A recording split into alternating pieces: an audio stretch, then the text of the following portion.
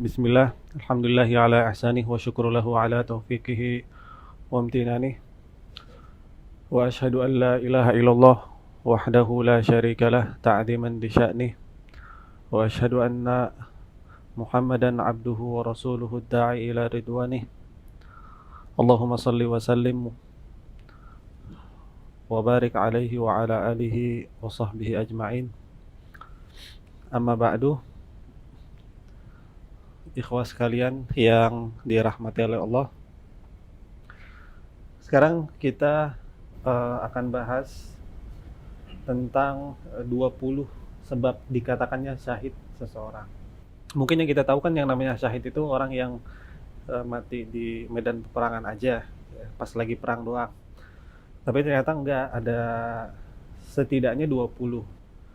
Tapi karena di pembahasan itu banyak hadis yang dhaifnya, ya, ada sebagian ulama juga yang ngumpulin, ada yang 20 jumlahnya, ada yang sampai 30 bahkan sebab orang itu dikatakan syahid. Tapi di sini yang akan disebutkan 20 itu pun masih ada yang dhaifnya, ya, masih ada yang dhaifnya. Nanti di sini ada dijelasin juga keterangan derajat hadisnya, apakah dia sahih, hasan ataupun dhaif. Tapi sebelum kita masuk ke pembahasan, ada muqaddimah, ya, atau pengantar terlebih dahulu yang harus kita pahami tentang macam-macamnya atau dari segi kategorinya lah, kategori syahid. Mungkin kalau tadi secara garis besar cuman ada syahid yang di medan perang sama syahid yang bukan. Ternyata enggak, ada penamaan khusus lah. Para ahli ilmu membagi 3. Kategori yang pertama, syahid fi hukmi dunia wal akhirah. Itu yang pertama. Atau artinya syahid dalam hukum dunia sama akhirat. Jadi dia anggapannya di dunia syahid, di akhirat juga syahid. Kalau ini kayak orang yang wafat atau orang yang gugur di medan peperangan. Nah, ini disebut syahidnya dunia akhirat. Nah, hukumnya juga beda. Berarti kalau buat mereka pas udah meninggal, kalau mereka gugur yang di medan peperangan itu nggak dimandiin, nggak disolatin, ya, langsung dikubur. Ya udah, gimana kondisinya aja gitu, ya. Kondisi dia wafat, ya dengan itu pula lah dia dikubur, ya, karena kan disebutin juga di beberapa hadis kalau darah-darah mereka itu yang akan mengeluarkan aroma wangi apa? Kasturi. Jadi polanya itu nanti di padang mahsyar itu semuanya ditampilin sesuai dengan kondisinya waktu di dunia. Kan gitu ya kan, kalau ada orang yang mati dengan cara tertentu, ya nanti dia dibangkitkan kayak gitu juga di padang mahsyar. Nah, untuk orang yang syahid juga sama, ya. Berarti dia nanti darahnya dia yang akan jadi ciri khas. Jadi orang-orang tahu tuh, ini masih ada darahnya, berarti waktu hidup dia matinya syahid nih. Jadi yang ini cuman mati di medan perang doang. Jihad, ya, mati di jalan jihad fisabilillah. Ya, baru dia nggak dikubur, nggak dimandiin, sama nggak dikafanin tetap. Ya, tetap dikafanin. Cuman nggak disolatin, nggak dimandiin. Tentang disolatin sebenarnya ada 2 pendapat, ya, di kalangan para ulama tentang memperselisihkan ini orang yang mati syahid kayak gini nih disolatin apa enggak nih. Ada yang bilang tetap disolatin, ada yang bilang enggak. Ijma sih sebenarnya enggak disolatin. Emang dua-duanya ada hadis yang sahih, tapi ijma'nya ulama itu mengatakan bahwa tidak disolatkan. Berarti menggabungkannya boleh disolatin, boleh juga enggak. Apa hikmahnya kira-kira orang yang mati di medan perang enggak usah disolatin? Hikmah secara akhirat tadi, ya, nanti supaya di akhirat ketahuan nih, oh dia waktu di dunia matinya syahid. Kalau hikmah di dunia supaya ngeringanin yang hidup di zaman itu, maksudnya kan lagi perang, yang gugur pasukan perangnya banyak, ribet dong, harus dimandiin. Nah, buat ngegampangin mereka, kafanin, kuburin. Ini kan nunjukin Islam itu mudah. Nah, jadi hikmahnya nggak usah disolatin, nggak usah dimandiin, ya, untuk meringankan kaum muslimin yang sedang berperang. Jadi mereka nggak usah susah-susah, udah tinggal kafanin, selesai. Gitu. Terus juga ada hikmah yang lain, kan apa sebabnya mereka nggak disolatin, karena mereka udah mencapai derajat yang tinggi, mati membela agama Allah tuh udah derajat paling tinggi banget. Jadi kan nyolatin kan isinya kan doain buat mereka, itu seakan-akan kayak mereka udah nggak butuh lagi untuk itu. Dengan menyandang status mati syahid fisabilillah tuh udah paling top level lah. Itu diantara hikmahnya itu ya. Itu yang mati syahid dalam hukum dunia dan akhirat. Terus yang kedua, kategori yang kedua ada syahid fi hukumi dunia faqat, atau syahid dalam hukum dunia aja, akhiratnya enggak. Contohnya kayak ini, sama kayak yang tadi, kayak yang pertama, dia ikut perang fisabilillah, sama-sama di jalan Allah, berperang lawan orang kafir, lawan orang musyrik. Cuman dia ngelakuin dosa besar pas lagi perang. Dosa besarnya yaitu ghulul. Ghulul itu nyelundupin, atau apa ya bahasa nyelundupin, menggelapkan harta rampasan perang. Ini kan nggak boleh. Harusnya kan harta rampasan perang semuanya dikumpulin ke Rasulullah, nanti dibagi sama Rasulullah. Ini nggak ada yang ditilep sama dia. Nah ini namanya ghulul, nggak boleh dilakuin. Nah kalau dia ngelakuin itu terus terbunuh, berarti dia secara hukum syahid, tapi syahid dalam hukum dunia aja. Jadi dalam hukum dunia dia syahid, akhiratnya enggak. Atau dia ngelakuin dosa besar yang lain, yaitu kabur dari medan peperangan. Ini kan disebutin di hadis yang ijtanibu sab'ul maubiqat ya, jauhilah 7 hal yang membinasakan. Yang terakhirnya ada kan di situ asyirku billah, tsumma kufr, sihir, ada segala macam. Yang terakhir disebutin tawalli yaumaz zahfi, yaitu kabur dari medan peperangan. Tapi kalau kaburnya itu untuk nyusun strategi perang nggak masalah ya. Tapi kalau kaburnya buat lari, kabur ngindar aja, itu termasuk dosa besar. Nah kalau udah kabur ternyata dia mati juga, nah dia tetap syahid, tapi syahid secara hukum dunia, tidak secara hukum akhirat. Nah kalau hukum kayak gini berarti dia gimana? Dimandiin kah atau enggak? Tetap disolatin? Enggak, biasa aja. Biasa aja dimandiin dan disolatin. Betul, tetap ya. Jadi dia kalau yang kedua ini tetap sama, kalau dia wafat mati tetap nggak disolatin, nggak dimandiin. Cuman bedanya dia syahidnya cuman dari segi dunia, pahala syahid di akhiratnya nggak dapat. Terus yang ketiga, syahid fi hukmil akhirah faqat, syahid dalam hukum akhirat aja. Nah inilah yang jadi pembahasan kita, syahid dalam hukum akhirat. Nah berarti kalau syahid yang kayak gini, ya tetap disolatin, tetap dimandiin, dikafanin, udah kayak jenazah biasa aja. Cuman di akhirat dapat gelar syahid. Di dunia ya kayak mati biasa aja. Itu nggak ada perlakuan khusus buat mereka. Nah di sini ada hadis Nabi yang menyebutkan keutamaan mati syahid. Ya. Disebutkan di dalam surat Ali Imran, wala tahsabanna alladziina qutilu fi sabilillahi amwata bal ahya'un 'inda rabbihim yurzaqun. Ya, janganlah kamu mengira bahwa orang yang gugur di jalan Allah itu mati. Ya. Farihina bima atahumullahu min fadlih wa yastabshiruna billadziina lam yalhaqu bihim min khalfihim alla khaufun 'alaihim wa lahum yahzanun.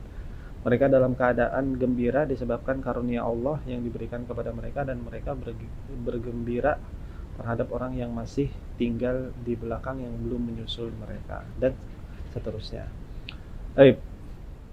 Ada 6 setidaknya keistimewaan yang didapatkan oleh orang yang mati syahid. Yang pertama, apa di situ? Dosanya diampuni sejak darah atau keringat pertamanya menetes. Berarti ini berlaku buat syahid yang model apa nih? Syahid. Iya. Mati syahid. Mati syahid lagi jihad di medan perang. Berarti syahid dalam hukum dunia akhirat. Kalau yang kedua kan tadi hukum dunia doang, akhiratnya nggak dapat. Nah kalau ini khusus buat yang mati syahid dalam hukum dunia sama akhirat. Berarti pas lagi di medan perang. Yang kedua, keutamaan yang kedua, melihat tempat duduknya sendiri di surga sehingga membuatnya tenang, dihiasi dengan hiasan iman. Ya, jadi dia waktu masih di kuburan udah tahu tuh surga udah pasti tempatnya. Yang ketiga, terlindungi dari siksa kubur, terjaga dan aman hingga hari kiamat. Ingat sahabat yang apa namanya, tugasnya jaga doang nggak, yang mati paling pertama di perang Uhud, di perang Badar, sorry, yang dia tugasnya cuma jaga-jaga di dekat sumur, kena tombak. Iya, syahid kan? Syahid. Ya, terus emaknya sedih, nyamperin Rasulullah. Rasulullah ngelihat ibunya sedih, ya udah pengen nyenengin, tenang aja anakmu sudah di surga sekarang. Padahal dia nggak lama, baru ditugasin buat jaga di sekitar situ. Belum lama di situ kena tombak atau kena panah nyasar, syahid. Melindungi mata air. Terus yang keempat, diberikan mahkota kehormatan yang lebih baik dari dunia dan seisinya sebagai bentuk penghargaan atas kedudukannya. Amalan apa lagi yang dapat penghormatan berupa dikasih mahkota selain syahid? Hafiz. Hafal Quran ya, hafal Quran 30 juz. Itu dia akan memakaikan mahkota untuk orang tuanya sebagai tanda kehormatan. Terus dinikahkan dengan 72 bidadari surga ya, serta 70 kerabatnya diberikan syafaat, dapat kuota tuh. Dia bisa ngambil, milih dari 70 kerabatnya yang ikut juga masuk ke surga. Coba ya hadis, lafaz hadisnya yang artinya sesungguhnya orang yang syahid mendapatkan 6 sifat utama di sisi Allah Azza wa Jalla. Yang pertama, diampuni dosanya sejak tetes darah pertama, melihat tempat duduknya di surga, ya, dinikahkan dengan bidadari, ya, dilindungi dari siksa kubur, terlindungi dari hari yang pernah menakutkan yaitu hari kiamat, disandangkan mahkota kepadanya, kemudian terhias dengan batu-batu mulia yang lebih baik dari dunia dan seisinya, dinikahkan dengan 72 bidadari dan diberikan syafaat. Hadis riwayat Ahmad, derajat hadisnya sahih. Sorry loh ini. Dan masih banyak ayat dan hadis yang lain yang menyebutkan keutamaan wafat dalam keadaan syahid, selain mati syahid karena berperang di jalan Allah. Banyak sebab yang menjadikan seorang disebut mati syahid atau syahidah ya. Maka syahid ini bertingkat-tingkat. Ya, tadi ya tingkatannya ya. Syahid hukum dunia dan akhirat, syahid secara hukum akhirat aja atau dunia aja. Baik. Berarti sekarang syahid yang pertama, yaitu terbunuh di jalan Allah. Ini masuknya kategori yang mana? Nomor 1 ya, yang syahid secara hukum dunia dan akhirat. Yang kedua, syahid karena wabah atau ta'un. Syahidnya karena wabah atau ta'un. Kemudian yang ketiga, karena sakit perut. Apapun sakitnya, pokoknya dari yang dirasain sakitnya di daerah perut aja. Mau itu lambungnya, mau ususnya, mau ginjalnya. Pokoknya sakit perut, itu dia termasuk ke dalam orang yang mati syahid. Wafat karena tenggelam, al-ghariq ya. Yang kelima, wafat karena tertimpa bangunan. Tertimpa bangunan. Berarti orang yang di bom, di bom pas lagi gempa, bencana alam secara umum, nah itu masuk. Wafat karena sakit lambung. Nah, ini lebih spesifik lagi. Kalau tadi sakit perut, kalau ini sakit lambung. Kemudian yang ketujuh, wafat karena terbakar. Yang kedelapan, wafat wanita yang wafat setelah melahirkan atau setelah masa nifas. Nah, sebab-sebab di atas itu berdasarkan hadis Nabi, bahwasanya Rasulullah SAW bersabda, "Asy-syahadatu khamsah, al-mat'un, al-mabtun, al-ghariq, wa sahibul hadam, wa syahidun fi sabilillah." Ya, syuhada itu ada 5 kata Rasulullah. Karena wabah, karena taun, wafat karena sakit perut, wafat karena tenggelam, wafat karena tertimpa bangunan, dan wafat berjuang di jalan Allah. Nah, syahid yang ke-9, terbunuh karena membela haknya yang diambil secara zalim ya. Rasulullah SAW bersabda, "Man qutila duna madlamatihi fahuwa syahid." Ya. Barang siapa yang wafat karena membela haknya yang terzalimi, artinya hak yang dirampas ya secara zalim, maka dia syahid. Hadis riwayat Nasa'i, derajat hadisnya sahih. Berarti di sini termasuk begal HP juga termasuk, pokoknya begal lah, bajing loncat, rampok, pokoknya semua lah. Bahkan maling kalau misalnya maling gitu, misalnya maling dia nggak tahu ada lu di rumah, dia udah nyatronin, ternyata dia salah perkiraan, dia perkirain udah nggak ada orang, ternyata masih ada lu di situ, gara-gara lu sebulan nggak kemana-mana kan, dia udah nyatronin sebulan dikirain. Nah pas dia masuk ke situ ternyata ada lu, ya udah akhirnya baku hantam dia di situ, mati, udah syahid. Yang mati siapa? Lu lah. Maksud gua bukan gambarannya bukan yang terjadi di jalanan aja kan, kalau begal, bajing loncat itu kan di jalan. Termasuk di rumah juga bisa. Pokoknya intinya mempertahankan harta pas lagi diambil secara zalim. Yang ke-10 terbunuh karena membela agama. Yang ke-11 terbunuh karena membela kehormatan. Terbunuh karena yang ke-10 deh, terbunuh karena membela agama. Ini kayak gimana contohnya? Lagi berlaku buat ustaz enggak juga sih. Iya bisa jelas. Ditembak gitu ya. Iya. Iya. Jihad juga membela agama.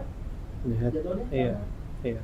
Tapi ini kalau ini lebih umum. Kalau jihad kan spesifik di medan perang aja. Kalau ini secara umum dimanapun lu membela agama Allah terus lu mati, ya udah dapat gelar syahid dunia, tapi ya syahid akhirat ya.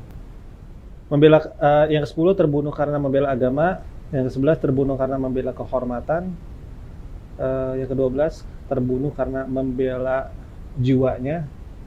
Oh di sini nyawa berarti ya maksudnya. Yang ke-13 terbunuh karena membela harta. Itu yang 9. Membela harta yang diambil. Iya, sama yang ke-9. Nah, di sini disebutin Rasulullah SAW bersabda dalam hadis Abu Dawud dan Tirmidzi, "Man qutila duna malihi fahuwa syahid." Siapa yang terbunuh karena membela hartanya, dia syahid. Ya. Wa man qutila duna dinihi fahuwa syahid. Barang siapa yang terbunuh karena membela agama, maka dia syahid. Wa man qutila duna damihi fahuwa syahid. Siapa yang terbunuh karena membela darahnya, membela nyawa seseorang, baik dia atau orang lain, maka dia syahid. Siapa yang dan wa man qutila duna ahlihi fahuwa syahid. Barang siapa yang terbunuh karena membela keluarganya, maka dia syahid. Kalau tadi kehormatan tuh iya keluarga, harga diri. Betul sekali. Jadi kalau kayak India gitu, India ini kalau mau kurban suka ada perang antar agama. Iya, nggak masalah kurban. Iya betul. Nah itu berarti sebenarnya membela agama. Kalau lagi mempertahankan syariat Allah, jelas itu kan jelas syariat Allah. Ternyata dia gugur, syahid. Tak tahu tadi membela kehormatan perempuan misalnya, jangan kan cuma sekedar diperkosa ya. Kalau misalkan dia ada terjadi pelecehan seksual aja, belum sampai ke tahap perkosa, dia nggak terima dengan pelecehan seksual itu, dia belain sampai terbunuh, syahidah, dapat gelar syahadah. Yang ke-14 ya wafat di jalan Allah. Ini sama kayak yang pertama berarti. Oh iya, wafat di jalan Allah. Betul, orang yang nyari nafkah itu juga wafat di jalan Allah. Orang yang lagi di jalan nuntut ilmu itu juga di jalan Allah. Mau ke masjid di jalan Allah. Lu lagi nganterin dapat amanah buat nyampein donasi berupa bantuan ke rumah yatim atau ke rumah tahfiz atau apapun bentuk kebaikannya, itu kan semuanya fisabilillah itu. Jenguk orang sakit. Iya. Karena jenguk orang sakit itu kan termasuk kewajiban ya. Kewajiban seorang muslim. Ya, berarti itu termasuk. Jadi bedanya kalau yang pertama itu secara umum ya spesifik banget dia di medan peperangan. Kalau ini pokoknya semua amalan yang ditujukan fisabilillah aja, dilakukan lillah fisabilillah, dia dapat gelar syahadah. Hadisnya Rasulullah SAW bersabda dalam hadis riwayat Muslim, Man qutila fi sabilillah fahuwa syahid wa man mata fi sabilillah fahuwa syahid wa man mata fi ta'un fahuwa syahid wa man mata fi fil batni fahuwa syahid. Ya. Yang jadi dalilnya di sini man mata fi sabilillah fahuwa syahid. Barang siapa yang terbunuh di medan di jalan Allah maka dia syahid. Jadi apapun bentuknya ya, apapun yang dia lakukan, tapi selama itu fisabilillah maka dia dapat gelar syahid. Kan banyak nih hadisnya nih. Jadi ada yang disebutin lagi di hadis yang ini sebab yang satu lagi disebutin di hadis yang berikutnya. Taun tuh wabah Ta'un tuh apa? kayak gini, corona wabah enggak. Iya kayak gini contohnya. Penyakit menular lah gitu. Nggak ada penyakit menular, Oh iya, nggak ada ya? nggak ada. Ada wabah ya? Suka wabah. Wabah apa? Penyakit. Penyakit aja gitu ya? Penyakit. Wabah itu penyakit yang yang apa? Masa. Masal, ya. Wabah belalang. Wabah itu apa ya? Gimana istilahnya? Wabah itu penyakit yang menyebar lah. Penyakit yang menyebar ke sebagian besar Bukan penduduk. menular ya? Iya dia menular. Tapi nggak ada penyakit menular. Tidak ada penyakit yang menular selain dengan izin Allah. Gitu ya aman ya. Tapi kalau misalnya statusnya corona ini nggak jadi status pandemi kayak upaya yang dilakuin sama Menteri Siti Nurfadilah pas lagi SARS. Nah pada saat itu kan nggak disebut wabah, nggak disebut pandemi. Padahal SARS juga yang mati ya? Padahal banyak yang mati. Nah, berarti kalau orang yang kena SARS zaman itu dia sama kayak orang yang kena taun di sini nggak? Nah, Karena secara status ya, statusnya kan bukan waktu itu bukan pandemi, bukan wabah. Secara angka kematiannya memang besar. SARS nular nggak sih waktu itu? dia kan SARS kan ini Pak, sama sebenarnya kayak corona, lewat pernapasan. Oh gitu. Iya, kayak berburu modelnya. Ya, berarti bisa jadi kalau orang yang mati waktu itu pas zaman SARS wafatnya kategorinya karena taun, karena wabah. Baik dia dikategorikan sebagai pandemi atau enggak ya, tapi kalau secara definisi wabah tadi udah menyebar luas, kena banyak orang ya itu berarti dia taun. Dia kalau dari taun itu nyebarnya karena kena orang lain juga. Tapi kayak penyakit sakit gigi misalnya. Kalau lu sensus orang Indonesia kena sakit gigi banyak yang sakit gigi, tapi kan bukan wabah. Karena nggak nular. Jadi bukan dari segi banyaknya yang menderita, tapi karena penderitaan orang yang mengalaminya itu karena sebab penyebaran yang diderita oleh orang lain. Nah itu baru disebut wabah. Paham ya? Baru itu sebut taun. Makanya zaman waktu itu Umar mau jemput Abu Ubaidah nggak jadi masuk. Abu Ubaidah kan sahabat. Iya. Mau dijenguk nih, ayo ikutlah balik Madinah. Nah, udah kena, ya udah cabut. Yang ke-15 karena penyakit asil wasail tuberkulosis TBC ya. Udah ada TBC Pak, ini kayak kira penyakit baru Pak. Allah alam nih asil sama sail di sini apa benar tuberkulosis? TBC itu kayak gimana sih sakitnya? Batuk. Paru ya? Ya. Ini disebutkan dalam hadis riwayat Ahmad. Nabi SAW inna syuhada ummati idan laqalil. Ya, sungguh syuhada atau orang-orang yang syahid dari kaumku itu cuma sedikit. Al-qatlu fi sabilillah azza wa jalla syahadah. Itu orang yang terbunuh di jalan Allah syahid. Taun syahadah, orang yang matinya karena wabah syahid. Al-gharaq syahadah, ya. Karena orang yang matinya karena tenggelam juga syahid. Al-batn syahadah, orang yang sakitnya karena masalah perut, penyakit perut juga syahid. Nufasa'u yajurruha waladuha bisurarihi ilal jannah. Orang yang baru lahiran atau nifas, maka kemudian dia meninggal, syahid juga tuh. Wa zada fiha Abul Awam sadin Baitul Maqdis wal haraku was sail.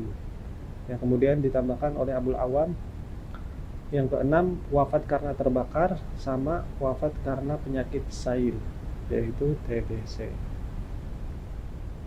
Nah, menurut kebanyakan ulama, as-sail yang dimaksud ialah tenggelam karena di dalam air, bukan penyakit paru-paru tuberkulosis. Dan lafaz inilah yang disebut dalam hadis. Sedangkan as-sil ialah penyakit paru-paru yang telah umum diketahui.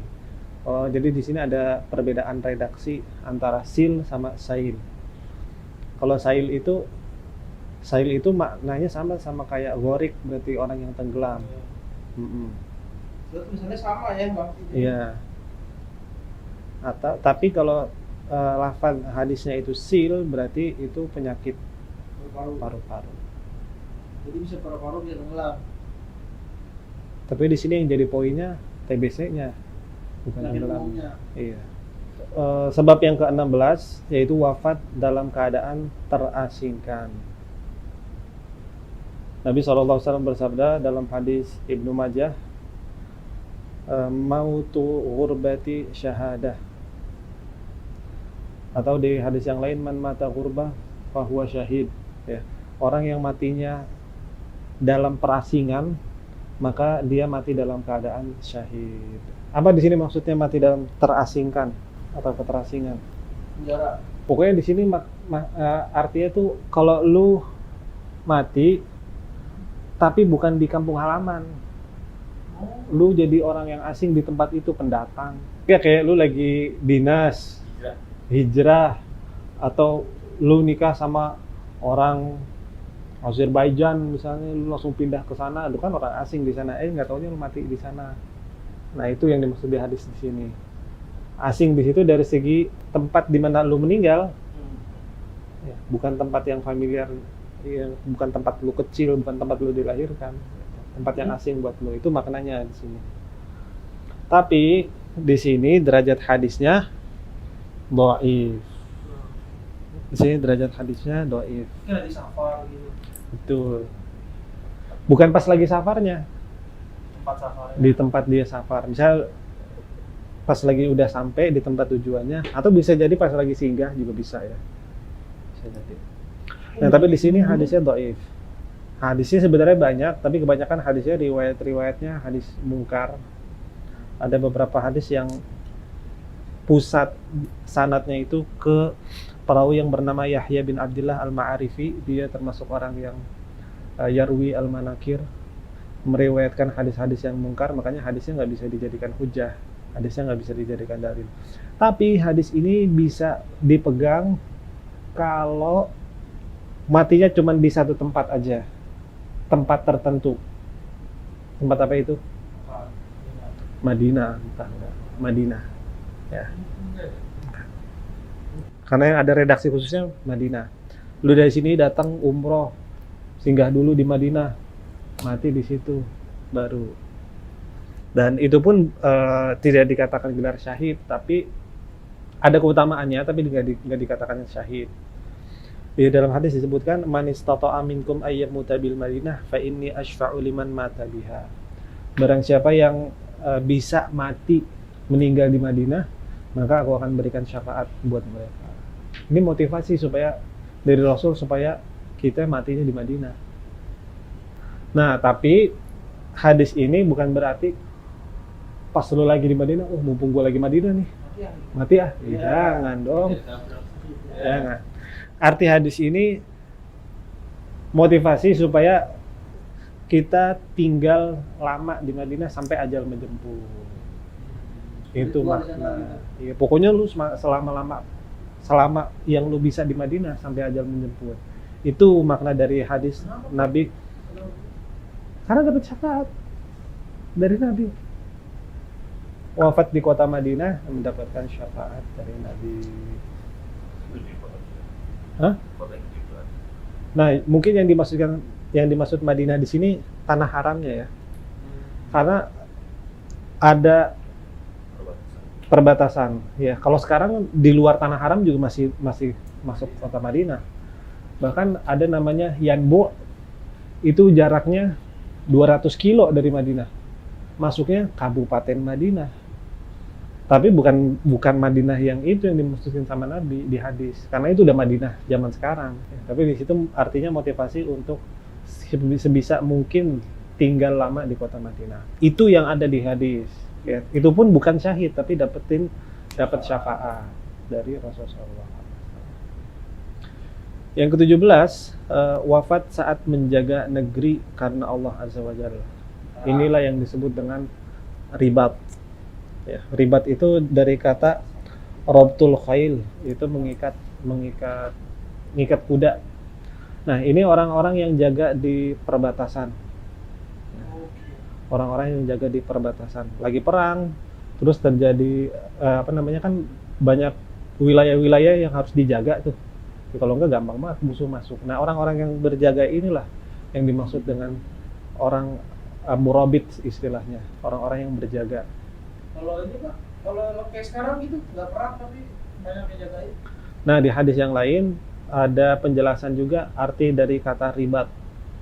Ribat itu ribat itu ada perluasan makna, bukan cuma orang yang buat menjaga di perbatasan pas lagi terjadi peperangan aja, tapi juga seperti yang disebutkan di hadis Nabi, isbaghul wudu, menyempurnakan wudu, kasratul khuta ilal masjid, memperbanyak langkah di masjid, intidhar as-shalah ba'da shalah, menunggu dari salat ke salat.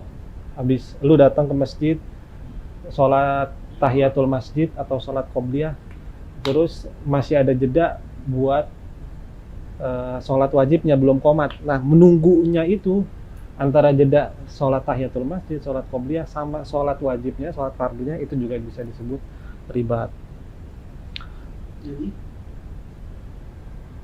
Jadi, tapi ribat yang di sini, murabit di sini adalah orang yang jaga di perbatasan pas lagi perang aja ya. Lagi perang aja. Iya.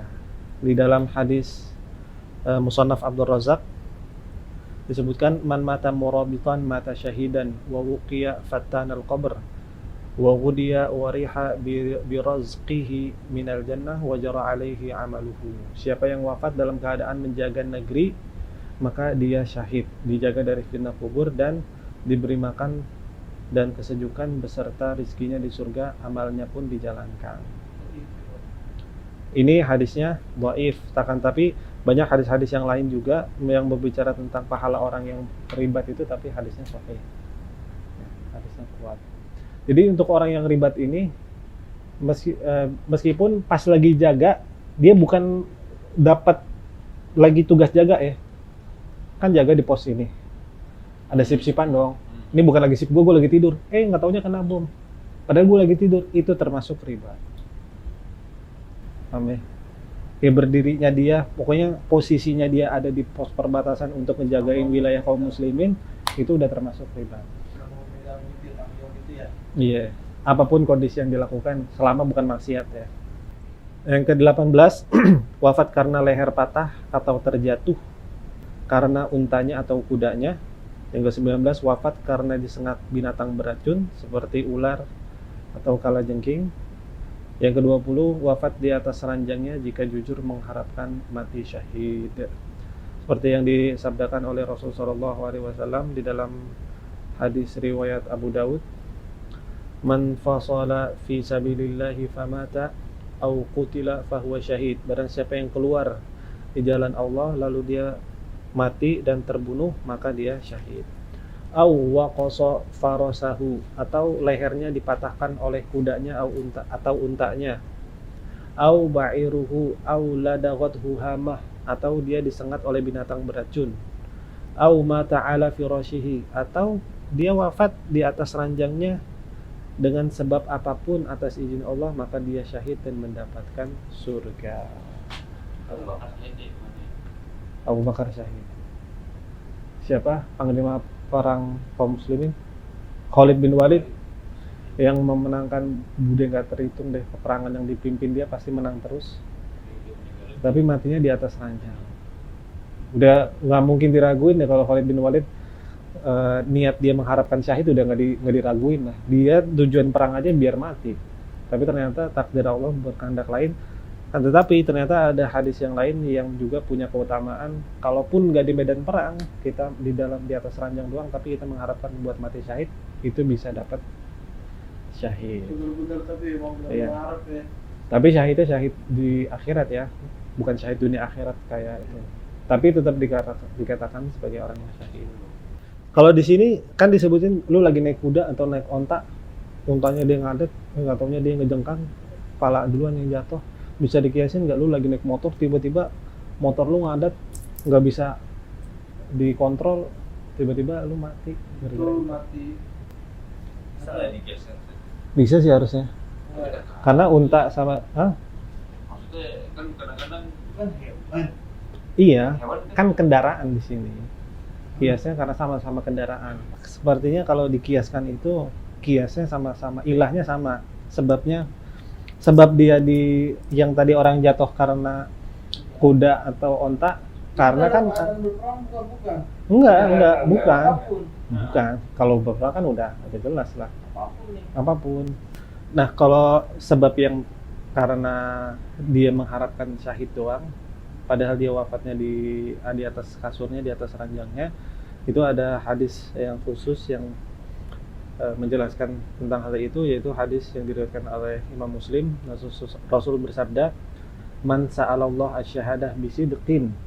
Ya, barang siapa yang meminta kepada Allah untuk mati syahid dengan jujur, tulus, ballaghahu manazilas syahadah, maka Allah akan menyampaikan derajat syahid itu kepada dirinya. Wa in mata ala firasyihi, meskipun dia matinya di atas ranjang, tapi dia jujur setiap sujud, ya Allah wafatkan aku dalam keadaan syahid, ya Allah wafatkan aku. Selalu doanya itu. Nggak taunya matinya nggak ada di antara 20 ini, atau di medan peperangan juga enggak. Tapi sepanjang hidupnya dia nggak berhenti buat berdoa minta syahid. Allah yang nyampein derajat syahid dia, karena pengharapan dia yang tulus untuk mati syahid. Itu alasannya. Dan hadisnya sahih. Nah, ke-20 golongan syahid ini sama-sama memiliki keutamaan sebagaimana muslim yang mati syahid karena peperangan, ya, sebagaimana sematan julukan yang syahid yang sama, meskipun yang terbaik ialah syahid di medan peperangan dan medan pertempuran fisabilillah, di jalan Allah. Nah, tapi gue mau bahas sedikit tentang realita sekarang tuh ya. Orang gampang banget nyematin kata syahid buat orang, padahal kita tahu wafatnya sebenarnya nggak syahid, bukan tergolong orang yang syahid. Orang yang lagi demo dia syahid, orang yang lagi perang antara ISIS apa sama Al-Qaeda lah, apa sama siapa lah, apapun itu, mereka menyematkan gelar syahid dengan mudah, padahal jelas-jelas bukan fisabilillah dan yang lainnya. Pokoknya sekarang itu orang gampang banget untuk ngasih menyematkan gelar syahid yang sebenarnya kalau ditelusuri 20 ini aja nggak ada gitu. Atau yang dia perjuangkan bukan fisabilillah. Baik, mungkin itu yang bisa kita bahas dalam pembahasan 20 sebab mati syahid. Jadi di kesimpulannya ada beberapa cara ya, atau ada beberapa sebab supaya orang tersebut itu dapat gelar syahid. Tadi kita udah jelasin, ada yang syahid di medan peperangan, ada juga yang enggak. Dan semuanya itu punya keutamaan masing-masing dan derajatnya itu beda-beda. Yang paling tinggi itu derajat syahid di jalan Allah Azza wa Jalla. Mudah-mudahan dengan ini kita menjadi tambah tulus ya. Kalaupun tadinya belum pernah doain, belum pernah terucap ya di lisan kita, ya Allah wafatkan aku dalam keadaan syahid. Setelah kita tahu tadi kan yang poin ke-20, Allah akan menyampaikan derajat syahid buat orang yang tulus meminta untuk wafat dalam keadaan syahid ya. Mudah-mudahan ini bisa menambah kita semangat untuk memanjatkan doa berharap kepada Allah agar kita wafat dalam keadaan syahid di jalan Allah Azza wa Jalla. Baik, naktafi, kita cukupkan sampai di sini. Subhanakallahumma wa bihamdik, asyhadu an la ilaha illa anta, astaghfiruka wa atubu ilaik. Sallallahu ala nabiyyina Muhammad wa ala alihi wa sahbihi ajma'in. Walhamdulillahi rabbil alamin.